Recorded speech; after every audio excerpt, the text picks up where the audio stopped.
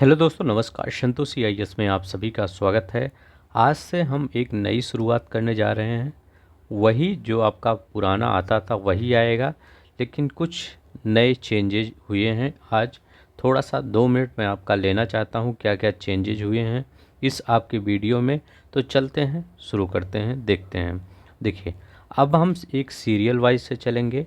जैसे हम आपका नोट्स डेली बनवाते थे घटना चक्र का, लेकिन कोई भी टॉपिक आ जाता था। लेकिन अब ऐसा नहीं होगा, क्योंकि आप सभी कहे थे सर एक सीरियल वाइज से चलिए। तो मैं एक सीरियल वाइज से चलूँगा। ठीक है, यहाँ पर मैं स्टार्ट कर रहा हूँ भारत का भूगोल, ज्योग्राफी स्टार्ट कर रहा हूँ। तो इस ज्योग्राफी में जो भी आपके घटना चक्र के नोट्स हैं, जो पहले देखिए घटना चक्र में क्वेश्चन दिया रहता है, उससे पहले एक थ्योरी टाइप दिया रहता है। उसी थ्योरी को बेस बनाया गया है, NCERT को बेस बनाया गया है। ठीक है, सब कुछ आपके यहाँ पर डायग्राम के थ्रू समझाया गया है। ठीक है, हर एक चीज़ें। और इस PDF को आप टेलीग्राम से डाउनलोड किया करिए, एक फ़ोल्डर बना लीजिए अपनी मोबाइल में। ठीक है, इसको मैं कंप्रेस कर देता हूँ, जिससे इसका MB कम हो जाता है। ठीक है, तो मैं अब इसको मतलब लगभग मैं ज्योग्राफी ख़त्म करके ही अब आपको नया सब्जेक्ट स्टार्ट करूँगा। अब आप सोचेंगे कि और सब्जेक्ट कैसे पढ़ेंगे। और सब्जेक्ट का मैं आपका वो ऑब्जेक्टिव टाइप लाऊंगा। ठीक है, जैसे चाहे पॉलिट जिसका कंप्लीट नहीं हुआ होगा, अब जितने भी हमने अधूरा छोड़ा है और ये पूर्वावलोकन, उसको कंप्लीट कर दूंगा। ठीक है, जैसे आपका पॉलिटी हुआ, एंशिएंट हिस्ट्री हुआ, और उससे पहले मैं आपको 2000 जो 1991 से 2023 तक आपका प्रीवियस ईयर क्वेश्चन करवा रहा हूँ, उसको भी करवाऊँगा। ठीक है, तो ये देखिए, ये पूरा आप मतलब इस PDF को एक जगह फ़ोल्डर बना लीजिए, डेली रखे रहिए। ठीक है, रखते रहिए। वैसे भी मैं जब जैसे एक हफ्ते हो जाएगा, इन सबको एक कंबाइन करके एक PDF मतलब जैसे डेली का एक PDF बना के आपके टेलीग्राम चैनल पर सेंड कर दूंगा। ठीक है, वहाँ से भी जा के डाउनलोड कर लेंगे। अब देखिए, ऐसे पढ़ने से क्या होता है, ऐसे पढ़ने से कुछ चीज़ें जल्दी याद हो जाती है ना। ठीक है, तो चलते हैं, हम शुरू करते हैं। अगर थोड़ा सा भी आपको अच्छा लगेगा मेरा प्रयास, तो प्लीज़ सब्सक्राइब कर दीजिएगा, लाइक कर दीजिएगा। तो चलते हैं, शुरू करते हैं। देखिए, पहले हम भारत के भूगोल से शुरू करते हैं। अब क्या, पहले हम क्षेत्रफल की बात करते हैं। ठीक है, तो पहले हम क्षेत्रफल की बात करते हैं यहाँ पर। ठीक है, पूरे वर्ल्ड में क्षेत्रफल देखिए, सबसे बड़ा क्षेत्रफल किसका है? सबसे बड़ा क्षेत्रफल रूस का है, सब जानते हैं। इसमें बताने की जरूरत है। कनाडा का उसके बाद दूसरा नंबर आता है। रूस के बाद किसका आता है? कनाडा का आता है रूस के बाद। अब देखिए, तीसरे पे कौन? आप कंफ्यूज होंगे कि संयुक्त राज्य अमेरिका आता है या चाइना आता है। देखिए, यहाँ पर ये होता है, अगर अलास्का जोड़ेंगे तब संयुक्त राज्य अमेरिका आएगा, अगर अलास्का को हटा देंगे तो चाइना आएगा, ऐसे होता है। ठीक है, अब पेपर में तो दिया नहीं रहता कि कौन अलास्का जोड़ेंगे कि नहीं, लेकिन अगर अलास्का को ये संयुक्त राज्य अमेरिका ने रूस से ख़रीदा है तो जोड़ेंगे ही। कोई चीज़ आप खरीदेंगे तो जोड़ेंगे ही, उसको अपने पास रखेंगे। तो तीसरे पे अमेरिका हो गया, चौथे पे चाइना हो गया, यहाँ तक सब जानते हैं। देखिए, पाँचवें पे कौन आता है? पाँचवें पे ब्राज़ील आता है। कैसे याद रखेंगे? ब्राज़ील। ठीक है, ब्राज़ील। तो जड है ना, तो 5G ऐसे याद रखेंगे, 5G। ठीक है, 5G मोबाइल नहीं होती, तो 5G। और छठे पे कौन? ऑस्ट्रेलिया रखेंगे। ठीक है, ऑस्ट्रेलिया छठे पे। सातवां तो बताने की ज़रूरत नहीं, अपना प्यारा भारत है। आठवें पे अर्जेंटीना है। नौवें पे कजाकिस्तान है। तो एक कई बार क्वेश्चन यहाँ भी पूछा गया है कि आठवें पे कौन है और नौवें पे कौन है। तो आठवें पे अर्जेंटीना है, फिर कजाकिस्तान जाएगा। ठीक है, तो आइए, इतना तो आपको पता होना चाहिए। ठीक है, तो ये मतलब वर्ल्ड के लेवल पे था कौन सबसे। 10वां भी देख लीजिए, अल्जीरिया है। अगर एक क्वेश्चन ये भी पूछा गया था कि, देखिए क्वेश्चन जो जो पूछा गया मैं वहाँ पर एक्सप्लेन कर देता हूँ। पूछा गया था कि अफ्रीका महाद्वीप का सबसे बड़ा देश कौन सा है? तो आप क्या कहेंगे? अल्जीरिया। अफ्रीका महाद्वीप का सबसे बड़ा देश कौन सा है? अल्जीरिया है। और मतलब अगर साउथ अमेरिका के सबसे बड़ा देश तो ब्राज़ील है। ये सब नहीं पूछेगा, ये पूछेगा क्योंकि यहाँ पे कई कंट्री हैं और सब लगभग उतने बड़े हैं। ठीक है, तो चलते हैं, अब देखते हैं अपने भारत के बारे में देखते हैं। भारत क्या है, एक दक्षिण एशियाई देश है। अब दक्षिण एशियाई देश है कैसे, ये देखिए, अगर ऐसे करेंगे तो हम भारत इसी, ठीक है, तो सॉरी, तो हाँ देखिए, ठीक है, तो ये वो इक्वेटर वाला मत समझिएगा कि जो इक्वेटर होता है तो भारत ऊपर रहता है। ये मतलब इसके मतलब देशों के हिसाब से अगर मैं बता रहा हूँ तो भारत देखिए दक्षिण में पड़ता है ना, तो ये दक्षिण में, जैसे ये सभी दक्षिण में जितने ये आसियान कंट्री हैं ये सभी दक्षिण में हैं। और जो आप ये वो सोच रहे होंगे वो ये वाला है, ठीक है, जो इक्वेटर होता है ये इक्वेटर है और ये आपका ग्रीनविच लाइन है इसके, वो ये, तो ये अभी अगला कॉन्सेप्ट आएगा, ठीक है। इसको मैं बता रहा हूँ कि ये भारत दक्षिण एशिया में पड़ता है, ठीक है। एशिया है ये, अगर एशिया देखा जाए, एशिया से यहाँ पर इधर मत देखिए, ठीक है, यहाँ ये एशिया है, तो एशिया के किधर पड़ता है भारत, तो भारत एशिया के दक्षिण में ही पड़ रहा है ना, ठीक है, तो भारत एशिया के किस में, दक्षिण में ही पड़ता, ठीक है। तो ये इतना आप समझ गए। तो भारत कौन सा है, दक्षिण एशियाई कंट्री है। हमारे भारत का क्षेत्रफल कैसा है, तो हमारे भारत का क्षेत्रफल है चतुष्कोणीय क्षेत्रफल है, ठीक है। किस कैसा क्षेत्रफल है, चतुष्कोणीय, क्योंकि यहाँ भी कोड देखिए अगर बनाएंगे तो यहाँ भी, यहाँ भी, यहाँ पर, तो इसलिए चतुष्कोणीय है। अब देखिए यहाँ पर थोड़ा सा हम स्लो पढ़ा रहे हैं क्योंकि एक मतलब बेस है, इसको मतलब तैयार सभी को होना चाहिए। अगर बेस कंप्लीट हो जाएगा तो सब कुछ हो जाएगा, ठीक है। अब देखिए यहाँ पर, अब देखिए अक्षांशीय विस्तार क्या है, भारत का अक्षांशीय विस्तार, तो भारत उत्तरी गोलार्ध में है। उत्तरी गोलार्ध में कैसे है, देखिए ये हमारा पूरा मतलब ग्लोब है। अब यहाँ पर देखिए एक ये है इक्वेटर और ये ग्रीनविच लाइन। उत्तरी गोलार्ध क्या, ये होता है साउथ हेमिस्फीयर, ठीक है, और ये होता है नॉर्थ हेमिस्फीयर। तो ये हेमिस्फीयर मतलब गोलार्ध, ठीक है। तो भारत किस गोलार्ध में है, तो भारत देखिए ऊपर ही है ना, तो ये जो हमारा प्यारा भारत है ये नॉर्थ में है ना, तो भारत किस गोलार्ध में है, नॉर्थ हेमिस्फीयर में है, ठीक है। किस में है, नॉर्थ, मतलब ये साउथ में नहीं, नॉर्थ में भी जाएगा। अब देखिए भारत उत्तरी गोलार्ध में है। देशांतरीय विस्तार क्या है, पूर्वी गोलार्ध में। ये देखिए वेस्ट पश्चिमी आता है तो ये पूर्वी आता है, तो ये जब हम किस में है, पूर्वी गोलार्ध में है। तो हमेशा जब हमारा वो लिखा जाता है कि 23.5 24, तो वो हमेशा ई और क्या एन लिखा जाता है, ठीक है। हमेशा ई एन यस नहीं लिखा जाता, न डब्लू लिखा जाता है, ठीक है। ये याद रखेंगे, कभी कभी इसमें भी कंफ्यूज कर देते हैं। एरिया में अभी हम बताएं, रूस, कनाडा, संयुक्त राज्य अमेरिका, चाइना, ब्राज़ील, ऑस्ट्रेलिया है, ठीक, इतना याद रखेंगे। अब देखिए यहाँ पर ये 26 जनवरी 2023 को क्या हुआ था, 28 राज्य और 8 केंद्र शासित प्रदेश हो गए थे, ठीक है। अब देखिए ये नवीनतम कौन जुड़ा, तो दादर और नगर दमन द्वीप है, ये नया जुड़ा है, ठीक है। तो दादर और नगर जो हवेली है, ये दमन द्वीप, ये नवीनतम केंद्र शासित प्रदेश जुड़ा है भारत में, ठीक है। ये 8वां, पहले 7 ही थे अब 8। क्षेत्रफल कितना है, 32,87,263 वर्ग किलोमीटर है क्षेत्रफल हमारे। तो जो संसार के समस्त स्थलीय भाग का लगभग कितना है, 2.4% है। मतलब पूरे स्थलीय भाग का कितना परसेंट है, 2.4% है, ठीक है। अब देखिए यहाँ पर, अब देखिए यहाँ पर जो विस्तार है, अगर ये पूछेगा कि जो नॉर्थ से साउथ में ज़्यादा बड़ी लाइन है कि साउथ, ये वेस्ट से ईस्ट की तरफ, तो आप क्या बताएंगे, नॉर्थ से साउथ, क्योंकि 3,214 किलोमीटर ये नॉर्थ है। ज़्यादा विस्तार किसका है, नॉर्थ से साउथ का विस्तार ज़्यादा है, और ईस्ट से वेस्ट का विस्तार क्या है, उतना कम है, 2,933 किलोमीटर है। तो ये याद रखेंगे कि ऊपर नीचे वाला विस्तार ज़्यादा है। तो कैसे याद रखेंगे, कभी आप भूल भी जाएंगे, तो जो आपका बॉडी है ऊपर नीचे ज़्यादा विस्तार है कि साइड में ज़्यादा विस्तार है, तो आपके बॉडी का जो विस्तार है ऊपर नीचे ज़्यादा होता है ना, तो ऐसे याद रखें। आप कितना भी अपना पैर दोनों हाथ ऐसे बाहर निकाल के फैला लीजिए, लेकिन उतना नहीं आएगा जितना आपका शरीर पूरा होगा। तो ऐसे याद कर लीजिए, कभी ये क्वेश्चन पेपर उसमें आ जाता है स्टेटमेंट में कि नॉर्थ से साउथ का विस्तार ज़्यादा है कि ईस्ट से वेस्ट का विस्तार, तो नॉर्थ से साउथ का विस्तार ज़्यादा है, ये देखिए, ठीक है।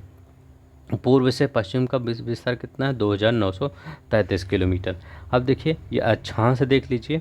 अब देखिए 6 डिग्री 45 जो मिनट है ये आपका सबसे नीचे वाला है। मुख्य भूमि की बात नहीं कर रहे हैं। अंडमान निकोबार में जो ग्रेट निकोबार है ये इंदिरा पॉइंट यहाँ पर है, ठीक है। इंदिरा पॉइंट कहाँ पर, यहाँ पर। और जो यहाँ पर दिखता है 8 डिग्री 4 मिनट, ये क्या है, ये मुख्य भूमिका है। तो ये 2 डिग्री कम हो जाता है नीचे, ठीक है। तो मतलब इक्वेटर के पास जैसे ये 0 है तो इधर जैसे आएंगे उससे कम ही होता जाता है। तो 6 डिग्री 45 मिनट ये कहाँ पर, ग्रेट निकोबार में इंदिरा पॉइंट पड़ता है। और इंदिरा कॉल कहाँ पड़ता है, 47 डिग्री 6 मिनट, वो 37 डिग्री 6 मिनट ये इंदिरा कॉल नॉर्थ में पड़ता है, लद्दाख के पास। अब देखिए 97-25 कहाँ है, ये किबुथु में, ठीक है। कहाँ पे, किबुथु में 97-25। और ये गोहार मोती 68 डिग्री 7 मिनट, ठीक है, ये यहाँ पर है, ठीक है। तो ये याद रखेंगे कि मतलब ये कई बार पूछ लिया गया है आपके पेपर में कि जो नॉर्थ पॉइंट है सबसे ऊपर नॉर्थ पॉइंट कितना है, तो 37 डिग्री 6 मिनट, ठीक है। क्या याद करेंगे, 37 डिग्री 6 मिनट याद करेंगे। और ये 68 डिग्री 7 मिनट, 97 डिग्री 25 मिनट, ठीक है। चलते हैं। ये 2011 की जनगणना के अनुसार गाँवों की संख्या कितनी है, 64,932, ठीक है। अगर देखा जाए हमारा जो भारत है, अगर आपसे पूछा जाए क्या भारत संपूर्ण उष्णकटिबंधीय क्षेत्र में स्थित है, उष्णकटिबंधीय मतलब जो ट्रॉपिकल एरिया है जहाँ पर गर्मी ज़्यादा होती है, क्या हमारा पूरा भारत ऐसे एरिया में है जहाँ पर गर्मी ज़्यादा होती है, नहीं। लद्दाख में जाइए देखिए, शिमला मनाली देखिए, वहाँ पर कहाँ गर्मी होती है, वहाँ तो ठंडी होती है। तो हमारा पूरा भारत, ये क्वेश्चन आया था क्या समूचा भारत एक ट्रॉपिकल एरिया में स्थित है, उष्णकटिबंधीय क्षेत्र में स्थित है, नहीं स्थित है, ठीक है। तो आपके दिमाग में आना चाहिए कि हमारा लद्दाख भी है, उसको थोड़ी छोड़ देंगे। अब देखिए उष्णकटिबंधीय विस्तार कितना है, तो 23 डिग्री 30 मिनट से उत्तर की तरफ, 23 डिग्री 30 मिनट से दक्षिण की तरफ, इतना लगभग होता है। मतलब थोड़ा थोड़ा ऊपर जाइए, थोड़ा थोड़ा नीचे, उष्णकटिबंधीय विस्तार इतना हो जाएगा, ठीक है। जैसे 23.5 डिग्री कितना यहाँ पर है, थोड़ा सा यहाँ चले जाइए, थोड़ा सा यहाँ, ये सब नीचे तो जाएंगे ही, पूरा क्या होगा, ये उष्णकटिबंधीय विस्तार होगा। अब देखिए अक्षांश की बात करते हैं। अब आपसे अगर मैं पूछता हूँ अक्षांश क्या होता है, तो आप कुछ मत बताइए। अक्षांश एंगल होता है। क्या होता है, एंगल अक्षांश होता है। क्या होता है देखिए, अब देखिए उत्तरी गोलार्ध में और दक्षिणी गोलार्ध में, देखिए ये जो बीच वाले ब्लैक वाली लाइन दिख रही है ये इक्वेटर है। इसके ऊपर जितनी लाइन है और इसके नीचे भी जितनी, जो लेटी हुई लैटीट्यूड, लेटी मतलब लाइटी मतलब क्या है, लेटी हुई जो रेखाएं लेटी होती हैं वही अक्षांश कहलाती है। अब देखिए मैं क्यों कहा आपसे कि ये एंगल है। देखिए जो इक्वेटर से है, पृथ्वी के केंद्र से, जो इस केंद्र से, जैसे मान लीजिए मैं आपको यहाँ बताने का प्रयास करता हूँ, ये अगर देखिए यहाँ पर केंद्र से मान लीजिए 90 आप ऐसे बनाते हैं, ये है ये द ग्रीनविच और ये इक्वेटर, ये 90 बन गया। लेकिन 90 से पहले जो कोई मान लीजिए कोई बच्चा है, पहले बड़ा थोड़ी हो जाता, पहले छोटा ही रहता है। तो 90 एंगल बनने से पहले वो 10 एंगल बना होगा, वो 20 एंगल बना होगा, वो 30 एंगल बना होगा, ये वो 60 एंगल बना होगा। तो कैसे बना होगा, तो ये किसी मतलब पृथ्वी के केंद्र से, इसके जो पृथ्वी का केंद्र है उससे मापी गई कोणीय दूरी। अब देखिए कोणीय दूरी ऐसे मान लीजिए यहाँ माप लिए, ये कितना बन गया, 20 डिग्री बन गया। तो यहाँ तक आया, तो ये वाला ऐसे खींच दीजिए, एक अक्षांश 20 डिग्री का अक्षांश ये हो गया। अब फिर थोड़ा सा ऐसे ऊपर कर दीजिए, ये यहाँ पर, ये यहाँ का 30 बन गया, तो ये 30 डिग्री का अक्षांश ये हो गया, ऐसे ही। तो वो कोणीय दूरी, तो आपसे अगर कोई अक्षांश पूछे तो आप क्या बताएं कि पृथ्वी के केंद्र से खींची गई कोणीय दूरी वही आपका अक्षांश होता है, ठीक है, और कुछ नहीं होता है। अब देखिए आप सोचते होंगे कि ये रेखाएं कितनी होती है, पेपर में बहुत कन्फ्यूजन करता है कि 179 होती है, 181 होती है। देखिए पेपर में दोनों आ सकता है, क्या 180 भी, वो 181 भी, 179 भी। थोड़ा सा इसमें वहाँ पर ऑप्शन में देखिएगा क्या होगा, कैसे देखिए, जो ये इधर लाइन है ये कितनी लाइन होती है, 79 लाइन होती है इस साइड में, वो 89 सॉरी 89 लाइन होती है, इधर भी 89। अब पूछेंगे मैं आप कि 90 लाइन आप बोल रहे हैं, 90 लाइन इधर 90 लाइन। देखिए वो रेखाएं जो लास्ट में 90 डिग्री होती है, वो लाइन 90 डिग्री होती है, वो सिर्फ मेनली बिंदु होता है, उसको काउंट नहीं किया जाता। लेकिन कहीं कहीं बुक में काउंट कर लिया जाता है। जब काउंट कर लिया जाता है तो वही 181 बन जाता है। अगर ये भी बिंदु भी लाइन काउंट कर लिया गया तो वो 181 हो जाता है। अगर बिंदु काउंट नहीं किया 179 हो जाए। तो इसमें ज़्यादा कंफ्यूज मत होइएगा, इतना सिर्फ याद रखिएगा, जो ऑप्शन में होगा वही लगा दीजिएगा। ठीक है, 181 होगा 181 लगाइएगा, क्योंकि 90 इधर और 90 इधर 90 इधर, तो 180 हो गया, और एक इक्वेटर वाला हो गया 81 हो गया। ठीक है, तो इसमें ज़्यादा टेंशन मत ले। तो 179 जो आपके घटना चक्र में 179 दिया था, तो मैं 179 ले लिया, लेकिन मैंने आपको बता भी दिया कि 181 भी हो सकता है। अब देखिए ये क्या होती है, काल्पनिक रेखाएं होती हैं। ये क्या होती है, पूर्व से पश्चिम की तरफ चलती हैं, तो पूर्व से पश्चिम की तरफ चलती है। देखिए अब देखिए विषुवत रेखा के समांतर होती है। देखिए जो विषुवत रेखा होती है उसके समांतर, क्या कर्क रेखा विषुवत रेखा के समांतर होती है? हाँ, कर्क रेखा भी विषुवत रेखा के समांतर होती है। विषुवत रेखा मतलब किसकी बात कर रहे हैं, भूमध्य रेखा इक्वेटर की, उसी के समांतर। मान लीजिए ये आपको दिख रहा होगा, ये मैं रेड लाइन जो खींच रहा हूँ ये इक्वेटर है। इक्वेटर मतलब विषुवत रेखा मतलब भूमध्य रेखा जो 0 डिग्री है। अब उसी के समांतर है ना, तो ये जितनी भी लाइन खींच दीजिए इसी मतलब इक्वेटर के थी समांतर होगी। तो वही कह रहे हैं इक्वेटर के समांतर होती है। अक्षांश को अंश मिनट सेकंड, वही ठीक है, चाहे मतलब अंश मिनट से कहते नहीं, 6.45 तो सेकंड में भी मापा जाता है, अगर अंदर अंदर तक मापा गया तो। ठीक है, तो अंश मिनट सेकंड में नाम मापा जाता है। ठीक है, थोड़ी थोड़ी बातें याद रखा करिए, क्योंकि हो सकता है इस सब से भी क्वेश्चन बन जाए। अब देखिए यहाँ पर क्या है, यहाँ पर जो मैं पेन चला रहा हूँ वहाँ पर आपको जो PDF मिलेगा एकदम साफ साफ मिलेगा। ठीक है, देखिए अब देखिए यहाँ पर भारत एवं कर्क रेखा से, ये तो आप सब पढ़े ही होंगे, लेकिन थोड़ा सा यहाँ बता देते हैं कौन कौन सी लाइनें जो कर्क रेखा से गुजरती है। देखिए कर्क रेखा मतलब कौन कौन से राज्य से होकर गुजरती है, तो गुजरात से गुजरती है। कौन से, गुजरात से गुजरती है, मध्य प्रदेश से गुजरती है, भोपाल के पास से, छत्तीसगढ़ से भी गुजरती है, और राजस्थान से भी। राजस्थान भी थोड़ा टच करता है, याद रखेंगे। गुजरात, इधर राजस्थान, इधर देखिए मध्य प्रदेश, इधर देखिए छत्तीसगढ़ है। ठीक है, आप सब कोई ट्रिक बनाए होंगे, ट्रिक से भी याद कर लीजिए, नहीं तो ऐसे देख लीजिए। झारखंड है, फिर पश्चिम बंगाल है, फिर यहाँ त्रिपुरा है, फिर मिजोरम है। मणिपुर मत लगाइएगा, क्योंकि पेपर में आ चुका है कि मणिपुर से गुजरती है। नहीं, मणिपुर से नहीं गुजरती है। गुजरात, राजस्थान, मध्य प्रदेश, छत्तीसगढ़, झारखंड, पश्चिम बंगाल। ठीक है, झारखंड, पश्चिम बंगाल, त्रिपुरा, मिजोरम। कैसे याद करेंगे, देखिए गुजरात तो गुजरती होगी, गुजरात तो राजस्थान से भी गुजरती है, याद रखेंगे। मध्य प्रदेश से जब गुजरेगी तो छत्तीसगढ़ से, क्योंकि छत्तीसगढ़ पहले मध्य प्रदेश का ही भाग था। झारखंड से गुजरेगा तो पश्चिम बंगाल से गुजरेगा, क्योंकि पश्चिम बंगाल का ही भाग था झारखंड। बाद में बिहार का ही भाग माना जाएगा, लेकिन पहले झारखंड भी नहीं बना था, बिहार भी पश्चिम बंगाल का ही भाग था। पूरा बिहार मतलब इधर बंगाल ही कहलाता था। ठीक है, तो इधर झारखंड, पश्चिम बंगाल, त्रिपुरा और मिजोरम। ठीक, ऐसे याद कर लीजिए, किसी भी ट्रिक से याद ही होगा। अब देखिए ये क्वेश्चन पूछा गया था आपके पेपर में कि क्या जो सिक्किम से गुजरने वाला अक्षांश है, देखिए सिक्किम है ना, ये छोटा सा दिख रहा होगा, ये सिक्किम है। क्या सिक्किम, यहाँ जितना भी वर्ड लिखा गया हर एक क्वेश्चन पूछा गया है। ठीक है, या सिक्किम से जो गुजरने वाली रेखा है, क्या यह राजस्थान से गुजरती है कि नहीं? तो आपके दिमाग में हमेशा आता होगा सिक्किम तो बहुत ऊपर है, राजस्थान कहाँ है। देखिए राजस्थान से भी होकर गुजरती है। जो सिक्किम से होकर गुजरने वाली रेखा होती है, अक्षांश रेखा होती है, वह राजस्थान से भी होकर गुजरती है। ठीक है, याद रखिएगा 23.5 डिग्री अक्षांश।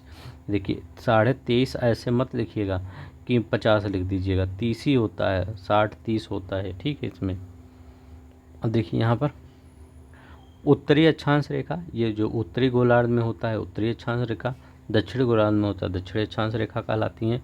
इक्वेटर 0 डिग्री जो नीचे बीच से जाती है सबसे बड़ी लाइनें होती है, इसको बृहद वृत्त बोला जाता है।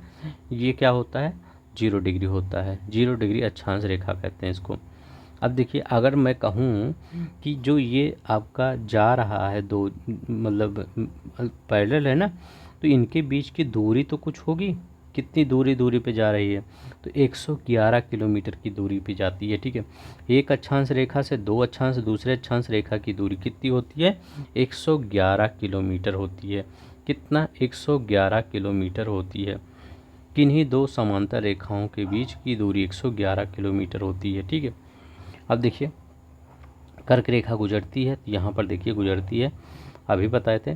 कर्क रेखा 8 भारतीय प्रदेशों से होकर गुजरती है, भारत को लगभग 2 बराबर भागों में काटती है। तो ये क्वेश्चन पूछा गया था कि कौन सी ऐसी रेखा है जो भारत को 2 बराबर भागों में बांटती है।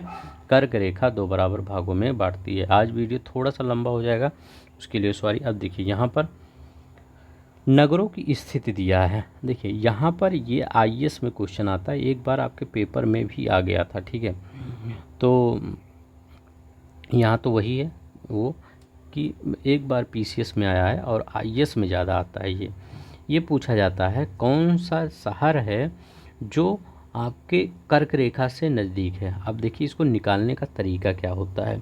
ठीक है, कहीं कोई क्वेश्चन है यहाँ कि नहीं, अभी मैं निकालने का तरीका बता देता हूँ। देखिए हमारा देखिए कर्क रेखा कितने, कर्क रेखा से पूछ रहा है, तो कर्क रेखा से कितनी होती है, 23 डिग्री 30 मिनट। ठीक है, अब देखिए अगर मैं पूछूं कि जबलपुर ज़्यादा नज़दीक है कर्क रेखा से कि उज्जैन ज़्यादा नज़दीक है, तो आप कैसे निकालेंगे। ठीक है, ये जबलपुर और गांधीनगर, जबलपुर और गांधीनगर देख लेते हैं। ठीक है, ये क्योंकि ज़्यादा पास है तो इसमें ज़्यादा प्रॉब्लम होगी। अब देखिए अब करें 23.5 डिग्री 19 मिनट और 23.5 डिग्री 11 मिनट। अब आप क्या करेंगे, पहले गांधीनगर का निकालेंगे, गांधीनगर का निकालने से क्या करेंगे, घटा देंगे 23 डिग्री 19 मिनट, तो कितना आ गया, ये आ गया 11, इधर तो कट ही गया, इधर कुछ नहीं बचा, 11 डिग्री। अब देखिए गांधीनगर का आ गया। अब देखिए जबलपुर का, तो जबलपुर का अगर देखते हैं, पहले 23 डिग्री 30 मिनट लिख दीजिए, जबलपुर में 23 डिग्री 11 मिनट। ठीक है, अब यहाँ पर कितना, ये भी कट गया, कितना आया, 19 आया, यहाँ पर 11 आया 19 आया। अब बताइए ये देखिए किसका कम आया है, तो किसका कम आया है, गांधीनगर का, तो ये सब कम है, तो इसका मतलब ये पास होगा। तो ये हमेशा ये देखा करिए कि ये गिनती इस 30 के कितने पास है, जो पास रहेगा वो पास होगा, और जो दूर रहेगा, जैसे 23.5 डिग्री 11 मिनट, ये दूर है, दूर और है। अब ये उज्जैन तो और दूर है इसमें। ठीक है, तो ये तो और ही दूर हो, इसमें लगभग 21 का अंतर हो जाता है। जितना अंतर रहेगा ज़्यादा उतना दूर रहेगा। अब 22-30 का तो बहुत ज़्यादा अंतर, यहाँ पर पूरा कितना अंतर आ गया मतलब हो गया है, 1 डिग्री 30 मिनट का अंतर हो गया, तो और दूर हो जाएगा। ठीक है, तो जितना ज़्यादा अंतर होगा उतना दूरी होगा, इतना याद रखिएगा। लेकिन थोड़ा थोड़ा 1-2 का याद कर लीजिए कौन किसका है, क्योंकि हो सकता कभी पूछ ले। ठीक है, जैसे नागपुर का 21 डिग्री 9 मिनट होता है, वाराणसी का याद रखिए मोदी जी के कॉन्स्टिट्यूशन से 25 डिग्री 18 मिनट होता है। तो हमेशा 23 से घटा दिया करिए। ठीक है, अब देखिए अगर कहेंगे 25 डिग्री 18 मिनट, तो 25 से 23 घटा दीजिए, कितना आ रहा है। ठीक है, अगर 24-18 होता तो कितना आ रहा, तो 24-18 वाला ज़्यादा पास होता। तो ये ऐसे याद रखेंगे। अब देखिए ये निकाले, ये 2-4 बार क्वेश्चन आईएएस में आ चुका है। ठीक है, तो ज़्यादा नहीं, 2-4 जो फेमस हो, जैसे अगरतला भी फेमस है, गांधीनगर, जयपुर, जबलपुर, उज्जैन, रांची, कोलकाता, इन सब का फेमस है, तो ये याद रखेंगे। ठीक है, अब देखिए जून माह के दिन में अवधि अधिकतम होगी, तो जून माह के दिन में, अब देखिए ये क्वेश्चन पूछा गया था, चार इसमें मतलब सिटी दिए थे, चाहे भोपाल दिया था, उसमें हैदराबाद दिया था, चेन्नई दिया था, दिल्ली दिया था। अगर मैं पूछूं कि 4 में सिटी देता हूं, कहां पर दिन बड़ा होगा, तो आप क्या कहेंगे, दिन कहां बड़ा होगा, भोपाल में बड़ा होगा कि दिल्ली में बड़ा होगा कि हैदराबाद की चेन्नई में, तो आप कहेंगे दिल्ली में बड़ा होगा। क्योंकि अगर हेमीस्फीयर की बात करिए, हमारी पृथ्वी है, तो यहाँ पर तो दिन छोटा हो रहा है। जितना जितना ऊपर जा रहे हैं आप गर्मियों के दिनों में, जब हमारा सूर्य नॉर्थ हेमीस्फीयर में रहता है तो दिन बड़ा होता जाता रहा है। तो जितना उत्तर आप जा रहे हैं, जितना नॉर्थ जा रहे हैं, उतना बड़ा। तो अगर आपसे पूछे कोई कि जून माह में दिन की अवधि अगर 4 आपको राज्य दिए हैं तो किसका ज़्यादा होगा, तो आप बता देंगे कि जो सबसे नॉर्थ में होगा भारत का सिटी, वही सबसे ज़्यादा वहाँ का दिन होगा। ठीक है, मतलब सबसे अवधि उसकी दिन की सबसे ज़्यादा बड़ी होगी, क्योंकि सूर्य के उत्तरायण में स्थित होने के बाद से उत्तरी गोलार्ध में दिन की अवधि बढ़ती जाती है। ठीक है, अगर ये दक्षिणी में होता तो वहाँ पर दिल्ली में सबसे कम होता। ठीक है, अगर सूर्य मतलब दक्षिणी हेमिस्फीयर में होता। ठीक है, साउथ हेमिस्फीयर में। अब देखिए, माही नदी कर्क रेखा को 2 बार काटती है। तो जो माही नदी है विंध्य पर्वत से निकलती है और ये कर्क रेखा को 2 बार काटते हुए खंभात की खाड़ी में जाके गिर जाती है। लिम्पोपो नदी कौन सी है, जो मकर रेखा को 2 बार काटती है। तो कौन सी नदी, लिम्पोपो नदी मकर रेखा को 2 बार काटती है। कांगो नदी विषुवत भूमध्य रेखा को 2 बार काटती है। तो कांगो नदी जो है विषुवत भूमध्य रेखा को, मतलब विषुवत वृत्त जो ये एकदम इक्वेटर है, इसको जो कांगो नदी है 2 बार काटती है। ठीक है, अब देखिए यहाँ पर उत्तरी ध्रुव। अब देखिए देशांतर के बारे में कुछ देखते हैं। देखिए जो ऐसे ऐसे गई थी वो क्या थी, लैटिट्यूड। अब ये है लॉन्गिट्यूड है, लाइन है। ठीक है, ये है लॉन्गिट्यूड लाइन है, जो ये आगे से जा रही है, ये 0 डिग्री देशांतर इसको कहा जाता है। और जो ये मतलब है, ये है ये कितनी लाइनें हैं, 179, इधर 179। ठीक है, तो इधर 180 पीछे एकदम होता है। ठीक है, तो अगर देखा जाए तो जो 180 डिग्री होता है इसी 0 के एकदम लास्ट में होता है, एकदम पीछे। अब यहाँ दिखाया नहीं जा सकता है, तो 0 डिग्री सामने होता है और 180 जो होता है वो पीछे होता है, तभी तो 360 बन जाएगा। तो जब इसको एकदम बेंड करेंगे उधर तो 180 पीछे चला जाएगा। अब देखिए ये पूछा जाता है कि 0 डिग्री जो मेरिडियन, प्राइम मेरिडियन है, इसको प्राइम मेरिडियन भी बोला जाता है 0 डिग्री को, ये किस किस देश से होकर गुजरती है। तो यूनाइटेड किंगडम से होकर गुजरती है, क्योंकि उसने नाम ही रखा था। फ्रांस से होकर गुजरती है, स्पेन से होकर गुजरती है। ठीक है, तो कहाँ कहाँ से, यूनाइटेड किंगडम से होकर गुजरती है, फ्रांस से होकर गुजरती है, स्पेन से होकर गुजरती है, अल्जीरिया से होकर गुजरती है, जो ये अफ्रीका का सबसे बड़ा देश, ये देखिए 4 नंबर पर अल्जीरिया है। इसके बाद माली से होकर गुजरती है। ठीक है, 5वां माली से होकर गुजरती है। तो बुर्किना फासो से गुजरती है, बुर्किना फासो से, घाना से, टोगो से गुजरती है। ठीक है, तो घाना से और टोगो से ही गुजरती है। तो ये याद रखेंगे कितने मतलब देशों से गुजरती है, United Kingdom, France, Spain, Algeria, Mali, Burkina Faso, Ghana, Togo देशों से होकर गुजरती है बुर्किना फासो।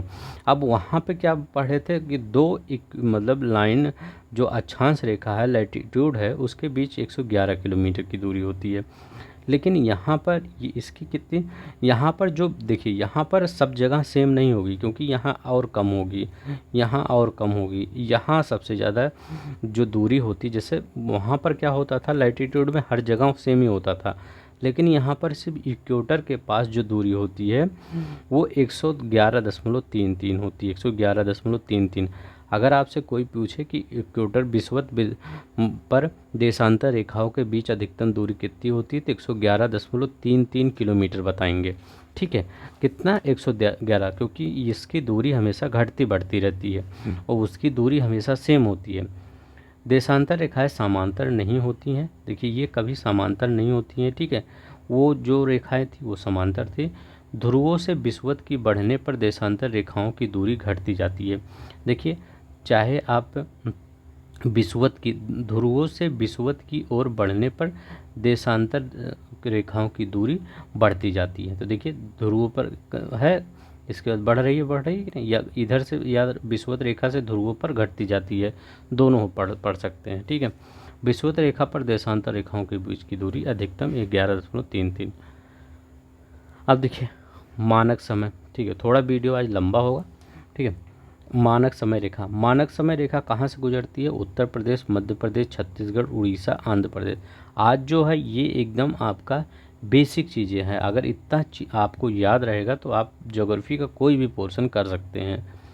तो उत्तर प्रदेश, मध्य प्रदेश, छत्तीसगढ़, उड़ीसा और आंध्र प्रदेश, ये क्या है आपके देश, मतलब ये राज्य हैं जहाँ से ये आपका जो आप पूर्वी देशांतर है, भारत का एक मानक समय है वो गुजरता है। ठीक है, तो वो क्या है 82.5 डिग्री। ये देखिए एक बार पेपर में पूछा था कि 82.5 डिग्री 30 वो 50 मिनट। ठीक है, तो वो बच्चे ये भी लगा के आ गए थे। ठीक है, तो ये गलत है, 30 डिग्री होगा, ई होता है हमेशा। ठीक है, अब ये यहाँ से गुजर रही है तो ठीक है, तो 5 राज्यों से गुजरती है। अब देखिए अगर पूछा जाएगा कि अगर ये अरुणाचल प्रदेश में 5 बज रहा होगा, ठीक है, अरुणाचल प्रदेश में मतलब ये यहाँ ये देखेंगे कि 5 बजे अगर अरुणाचल प्रदेश के लोग उठते हैं तो गुजरात के लोग कितने बजे उठेंगे, तो वो 7 बजे उठेंगे, क्योंकि ये दो मतलब पीछे चल रहे हैं। ठीक है, ये अरुणाचल प्रदेश वाले आगे चलते हैं,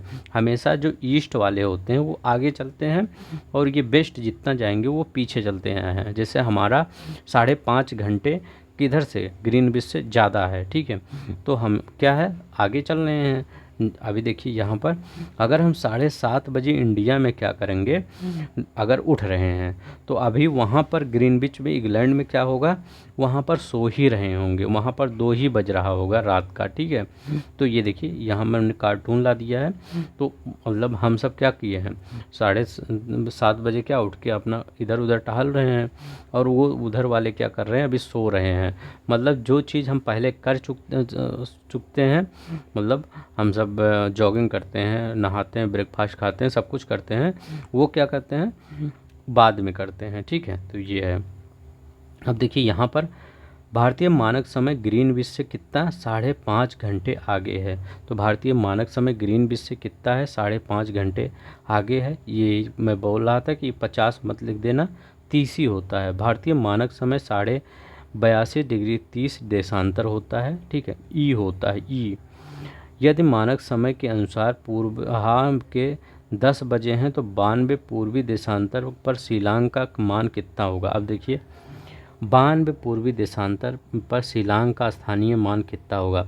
अब 92 में से जो 82.5 होता घटाएंगे तो कितना आता है 9.5 आता है। तो 1 डिग्री में 4 होता है, मतलब एक मतलब बराबर 4 डिग्री होता है। तो ये 9.5 डिग्री बराबर कितना हो जाता है 9 चौक 36 और आधा का 4 से करेंगे तो 2 38 हो जाएगा। तो 38, तो ये पूछा है शिलांग का, पूछ रहा है कहाँ पर शिलांग, देशांतर पर शिलांग का मान कितना होगा। तो देशांतर पर शिलांग का मान क्या हो जाएगा, वो बढ़ जाएगा। तो ये क्या होगा, ये यहाँ पर 10:38 होगा। ठीक है, मानक समय के अनुसार पूरा 10 बजे हैं तो पूर्वी देशांतर में शिलांग का कितना बजेगा। ठीक है, तो यहाँ पर अगर 10 बज रहे हैं यहाँ पर मानक समय यहाँ पर, तो यहाँ पर कितने बज रहे होंगे 10:38 हो रहे होंगे। ठीक है, कितना 10:38 हो रहे होंगे। तो चलते हैं इन्हें देखते हैं। अब यहाँ पर देखते हैं, देखिए गुजरात में, ठीक है, ये अरुणाचल प्रदेश में, वहाँ पर क्या बताए थे उल्टा था। तो यहाँ पर क्या है कि अगर यहाँ पर 7 बज रहा है तो गुजरात में क्या बजेगा, यहाँ पर 7 बज चुका है, मतलब हम 5 बजे वाला उठ गए हैं, 5 बजे ब्रश व्रश कर लिए हैं, तब जाके गुजरात में 5 बजेगा। ठीक है, तो यहाँ कन्फ्यूज मत होइएगा, सिर्फ इतना याद रखिएगा पूरब पश्चिम में कि पूरब वाले जो पूर्व में होते हैं बजे वजे मत याद करिए, सिर्फ इतना याद करिए कि पूरब वाले कोई काम पहले करेंगे और बाद में जाके वो पश्चिम वाले करेंगे। ठीक है, चाहे अगर गुजरात की बात करें तो 2 घंटे बाद करेंगे ये सब काम, जैसे आप सुबह नाश्ता अगर करेंगे तो 2 घंटे बाद गुजरात वाले करेंगे, और वो अगर आप सुबह 6 बजे नाश्ता करेंगे तो वो 11:30 बजे वो कहाँ वाले करेंगे, इंग्लैंड वाले करेंगे। ठीक है, तो ऐसे याद करिए, जो पहले आप करेंगे बाद में इधर वाले करेंगे। ठीक है, मान लीजिए आप अरुणाचल प्रदेश में हैं। अब देखिए यहाँ पर एक क्वेश्चन ये पुटअप किया गया था, ये क्वेश्चन पुटअप किया गया था कि बंगलौर है, ठीक है, यहाँ बंगलौर है, यहाँ पुणे है, यहाँ नागपुर है, यहाँ पर हैदराबाद है। कौन सा शहर दिल्ली के समीप देशांतर पर स्थित है? आईएएस का क्वेश्चन है, 2018 में आया है। अब देखिए कौन सा शहर, तो चाहे ये आपका कौन सा शहर है, ये दिल्ली यहाँ है, तो ये देखिए एकदम पूरा सीधे बंगलोर ही स्थित है ना, दिल्ली उस पे दिल्ली के एकदम बंगलोर ही है। हैदराबाद देखिए तिरछी चला जा रहा है देशांतर, अगर देशांतर ऐसे देखा जाए, ऐसे देशांतर देखा जाए तो बंगलोर ही एकदम सीधे दिल्ली में आ रहा है, पुणे तो इधर आ रहा है, नागपुर इधर आ रहा है, तो कौन सा आंसर हो जाएगा? बंगलोर। तो दिल्ली के एकदम समीप देशांतर पे कौन सा शहर स्थित है? बंगलोर स्थित है। ये याद रखेंगे, क्वेश्चन आपके पेपर में आ सकता है कि आपसे पूछे कि दिल्ली के एकदम समांतर कौन है। आईएएस 2018 में आया तो आपके भी पेपर में आ सकता है, तो कौन सा है? ये बंगलोर। ठीक है, तो चलते हैं नेक्स्ट देखते हैं। अब देखिए 37 degree 6 minute, 68 degree 7 minute, 97 degree 25 minute. ठीक है, तो ये 8 डिग्री 4 मिनट और 6 डिग्री 45 मिनट। ये ग्रेट निकोबार में है, कन्याकुमारी। ठीक है, गुहार मोती सबसे पश्चिमी भाग है, ये किबुथु सबसे पूर्वी है, इंदिरा कौल सबसे उत्तरी है। ठीक है, अब देखिए इंदिरा कौल सबसे उत्तरी है, गुहार मोती सबसे ये पश्चिमी है, किबुथु सबसे वो पूर्वी है, कन्याकुमारी अगर भूमि की बात करें तो ये कन्याकुमारी है, अगर इसको भी लेते हैं द्वीप भी तो ये ग्रेट निकोबार है। ठीक है, बंगाल की खाड़ी, अरब सागर, हिंद महासागर तीनों कहाँ पे मिलते हैं? यहीं कन्याकुमारी के पास भी मिलते हैं। ठीक है, अब देखिए सबसे पूर्व में स्थित शहर क्या है? तो ये भी क्वेश्चन कहाँ पे आया था? आईएएस 2007 में। देखिए ऐसे क्वेश्चन आते हैं आईएएस में, पूछा था बंगलौर, हैदराबाद, भोपाल और लखनऊ। इसमें पूछा गया है कि कौन सबसे पूर्व में स्थित है, तो पूर्व में सबसे कौन स्थित है? ये देखिए ये लाइन अगर मैं खींच देता हूँ यहाँ पे, तो सबसे पूर्व में तो लखनऊ ही है, पश्चिम में ये भी, ये भी। ठीक है, तो सबसे पूर्व में लखनऊ स्थित है। ठीक है, ये याद रखेंगे। थोड़ा सा मैप भी हमेशा विजुलाइज किया करिए, मैप से काफ़ी क्वेश्चन आ जाता है। आप देखिए समीपवर्ती देश पूछा जाता है, बांग्लादेश से कौन से देश बॉर्डर शेयर करते हैं? तो बांग्लादेश से असम शेयर करता है, मेघालय शेयर करता है, त्रिपुरा शेयर करता है, मिजोरम शेयर करता है। ये देखिए त्रिपुरा है, इधर मिजोरम भी, नीचे देखिए ये बांग्लादेश से ये देखिए इतना लगा हुआ है। ठीक है, और पश्चिम बंगाल, बांग्लादेश का सबसे ज़्यादा पूछता है इसलिए इसका एक मैप भी लाया हूँ। ठीक है, ये देखिए बांग्लादेश से कौन कौन से, ये देखिए पश्चिम बंगाल शेयर करता है, तो पश्चिम बंगाल के बाद कौन सा? ये मेघालय शेयर करता है, असम थोड़ा सा पार्ट शेयर करता है। ठीक है, और ये त्रिपुरा, मिजोरम। ठीक है, तो ये आपका, ये देखिए असम इधर भी, तो ये आपका शेयर करते हैं। ठीक है, याद रखेंगे। हाँ, और देखिए इधर कौन सा है? ये सिक्किम। ठीक है, तो ये इधर सिक्किम भी है जो शेयर कर, ओ सॉरी बांग्लादेश पूछ कर रहे हैं ना, बांग्लादेश बंगाल आ रहा है। ठीक है, तो ये सिक्किम नहीं, सिक्किम तो पश्चिम बंगाल के साथ, तो बांग्लादेश सिर्फ इधर, सिर्फ इसी से पश्चिम बंगाल से ही शेयर करता है। ठीक है, तो याद रखेंगे। तो ये असम, मेघालय, त्रिपुरा, मिजोरम, पश्चिम बंगाल से बॉर्डर शेयर करता है। तो मेघालय इधर से, त्रिपुरा इधर से, मिजोरम नीचे, असम ऊपर, पश्चिम बंगाल इधर। ठीक है, बॉर्डर शेयर करता, सबसे ज़्यादा बॉर्डर लगता है। ठीक है, वो बांग्लादेश और बंगाल से कन्फ्यूज हो जा रहे थे। ठीक है, अब देखिए चाइना से कितने शेयर करते हैं? तो चाइना से इधर लद्दाख है आपका, ये देखिए लद्दाख इधर शेयर करता है, फिर हिमाचल प्रदेश है, उत्तराखंड है। ठीक है, फिर सिक्किम यहाँ पर आ जाता है, फिर अरुणाचल प्रदेश आ जाता है। ये देखिए अरुणाचल प्रदेश, सिक्किम 3488 किलोमीटर शेयर करता है। अब देखिए पाकिस्तान से कितने? तो लद्दाख भी, जम्मू कश्मीर तो पता ही होगा, पंजाब भी, राजस्थान, गुजरात भी, ये सब पता ही होगा आपको, शेयर करता है। नेपाल से उत्तराखंड शेयर करता है, याद रखेंगे नेपाल से उत्तराखंड शेयर करता है, इधर देखिए, ना कि हिमाचल प्रदेश, नहीं तो आप हिमाचल प्रदेश भी लगाइए। ठीक है, अब हिमाचल, ये देखिए नेपाल और से इधर सिक्किम शेयर कर रहा है। ठीक है, बिहार इधर शेयर कर रहा है, और ये पश्चिम बंगाल भी शेयर कर रहा है थोड़ा सा, उत्तर प्रदेश तो शेयर ही करता है। तो कहाँ गया ये? उत्तर प्रदेश, बिहार, पश्चिम बंगाल शेयर करता है, सिक्किम शेयर करता है। अब देखिए यहाँ पर भूटान से इधर सिक्किम, इधर अरुणाचल प्रदेश, नीचे असम, पश्चिम बंगाल भी। बहुत लोग सोचते होंगे भूटान से बॉर्डर नहीं शेयर करता ये पश्चिम बंगाल, तो पश्चिम बंगाल भूटान से बॉर्डर शेयर करता है, याद रखेंगे, सिक्किम से, अरुणाचल प्रदेश से, असम से। अब इधर देखते हैं म्यांमार से, तो म्यांमार इधर अरुणाचल ऊपर वाले में सबसे ज़्यादा म्यांमार बॉर्डर किससे शेयर करता है, अरुणाचल प्रदेश। ये भी क्वेश्चन एक बार पेपर में आया था कि जितने भी मतलब राज्य हैं उसमें सबसे ज़्यादा किससे शेयर करता है, अरुणाचल प्रदेश। फिर नागालैंड में, फिर अरुणाचल प्रदेश, नागालैंड, मणिपुर, मिजोरम, 1643 किलोमीटर, ठीक है। अराकान योमा जो प्राकृतिक मतलब सीमा निर्धारित करती है, अराकान योमा पर्वत जो है वो भारत म्यांमार के बीच प्राकृतिक सीमा निर्धारित करती है। अब देखिए अगर पूछा जाए लद्दाख से कौन कौन से देश शेयर करते हैं, तो देश सब पूछ रहा है, पहले तो राज्य बताएं। अब देखिए कोई एक पार्ट ले लिया गया है उससे, या राज्य लिया गया है जिससे देश लग रहे हैं, तो लद्दाख से इधर पाकिस्तान लगता है, अफगानिस्तान ऊपर लगता है, चीन बगल में, उत्तराखंड से चीन लगता है, नेपाल की सीमा, उत्तराखंड से चीन नेपाल। पश्चिम बंगाल से किसकी सीमा, बांग्लादेश की लगती है, नेपाल की लगती है, भूटान की लगती है, ठीक है। ये दिखाता हूँ, देखिए पश्चिम बंगाल से ये यहाँ पर, एक मिनट, हाँ, ये बांग्लादेश तो इधर ही है, और ये भूटान है, और ये इधर नेपाल है, ठीक है। पश्चिम बंगाल इम्पोर्टेंट है, बांग्लादेश पश्चिम बंगाल से ज़्यादा क्वेश्चन पूछा जाता है। सिक्किम से नेपाल, चीन, भूटान। असम से कौन, बांग्लादेश, भूटान शेयर करता है। अरुणाचल प्रदेश से चीन, म्यांमार, भूटान, ठीक। अरुणाचल प्रदेश से, इसको भी दिखाते हैं, अरुणाचल प्रदेश से इधर देखिए म्यांमार लग रहा है, इधर चीन लग रहा है, इधर भूटान लग रहा है, ठीक है। ये तीनों अरुणाचल प्रदेश से सीमा साझा कर रहे हैं। मिजोरम से बांग्लादेश और म्यांमार, मिजोरम से जो मिजोरम है तो ये बांग्लादेश का एरिया ये देखिए इधर आ रहा है, और ये म्यांमार भी, तो मिजोरम से ये दोनों शेयर करते हैं। अब देखिए यहाँ पर सबसे ज़्यादा बांग्लादेश की सीमा साझा करती है तो किससे के साथ, त्रिपुरा के साथ।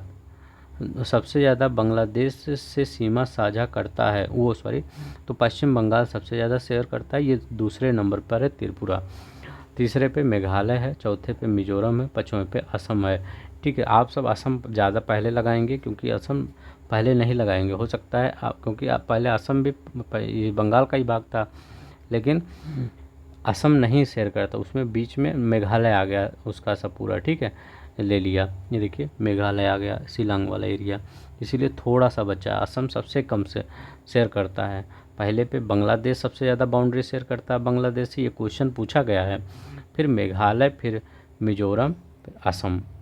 चीन के लिए मैकमोहन लाइन, भारत पाकिस्तान के लिए रेड क्लिफ, अफगानिस्तान भारत के लिए डूरंड लेखा।